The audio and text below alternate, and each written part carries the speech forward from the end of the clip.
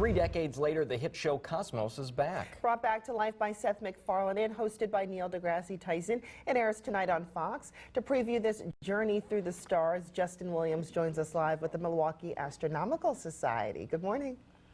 Good morning. This is, what kind of telescope is this again? This is a reflecting? This is a reflecting telescope, okay. Yes.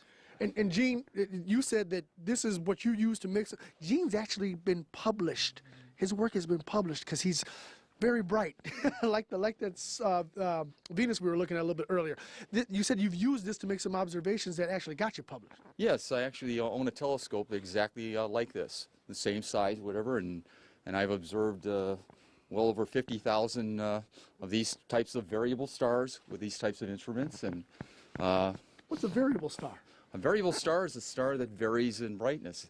Unlike our sun, which basically stays the same brightness, these stars vary in brightness. So, like the flashes that we see on the sun, that's not a variation. That's not considered a variation. It's a very small variation, okay. But it's not the type that we're talking about. Okay. You're talking about these are like mini. They're like some of these are like actually mini novas.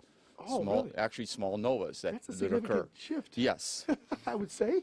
Okay, so what goes into this type of the functioning of this type of a telescope? This is what we love about these types of. This is a very intuitive telescope. When you wanted to move it somewhere, you just move it to wherever you want it to go over here.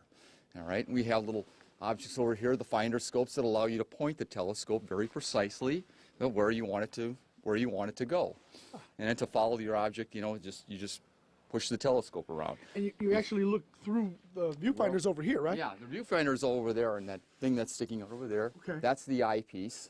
That's where you actually look into the telescope, right there. Excellent.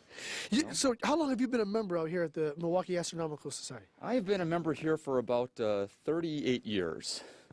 In the 38 years you've been here, have you gotten more excited about our heavens, or has it stayed constant? Have you always been at a peak? It's always stayed at a constant. I've been excited from the very first time that I came out here, which was probably 1970.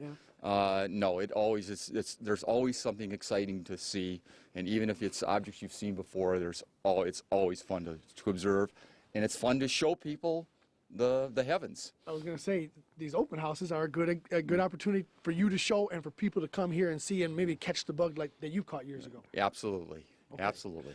Open houses, 6 of them, scheduled for the next several weeks here, or coming in the spring? No, they're coming they start in the spring, and they go about every about 4 weeks over there. They're sparse, they're interspersed, and we showcase different objects in the sky. Sometimes it's the sun. We have one that will do the moon, various planets, and then other objects. And there's a meteor storm in there also that we also kind of showcase, and during August. We got to make sure we point out, Scott was telling me that April 15th we have a lunar eclipse, right, Scott? April 15th, right. The lunar eclipse. All this stuff is just so interesting, and if you want to get a little bit more information and get into the reason that we came out here today, you tune into 6.1 tonight, and you can watch the show Cosmos. Carl Sagan's show returns to the air, and then in successive weeks it will continue, and you continue to learn more, and hopefully you'll get out here and maybe even build your own telescope someday. Who knows? We can dream, right? Yeah, people that do that. We'll send that back to you guys in the studio, but for right now, that's the latest from out here in New Berlin at the Milwaukee Astronomical Society Observatory. Okay, guys? Great. Thank you very much, Justin.